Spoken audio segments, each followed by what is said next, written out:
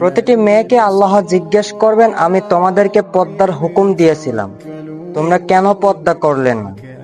আল্লাহ তাআলা প্রতিটি মুসলিমকে জিজ্ঞেস করবেন, আমি তোমাদের উপরে 5 ওয়াক্ত নামাজ ফরজ করেছিলাম, তোমরা কি ঠিক মতন নামাজ আদায় করেছিলে? প্রতিটি ধনী ব্যক্তিকে আল্লাহ জিজ্ঞেস করবেন, আমি তোমাদেরকে ধন সম্পত্তি দিয়েছিলাম, তোমরা সেই ধন সম্পত্তিগুলো কোথায় ব্যয় করেছো? প্রতিটি আলেমকে আল্লাহ তাআলা জিজ্ঞেস করবেন, আমি তোমাদেরকে জ্ঞান দিয়েছিলাম, তোমরা কি মানুষের হক আদায় করেছিলে? প্রতিটি ক্ষমতাধারী লোককে আল্লাহ জিজ্ঞেস করবেন, আমি তোমাদেরকে ক্ষমতা দিয়েছিলাম, তোমরা সেই ক্ষমতা কোথায় ব্যবহার করেছো? আল্লাহ তাআলা কিয়ামতের দিন সবাইকে একসাথে ডাকবেন না, একা একা এক একজন করে ডাকবেন। হে আব্দুল্লাহ তুমি আসো, হে রহিম তুমি আসো। তোমাকে একাই দাঁড়াতে হবে, তোমার পাশে কেউ থাকবে না, তোমাকে কেউ সাহায্যও করবে না। হিসাব হবে কঠিন, শুধু সেই ভাগ্যবানরাই বাঁচবে আল্লাহ তাআলা যাদেরকে সহজ হিসাব নিবেন।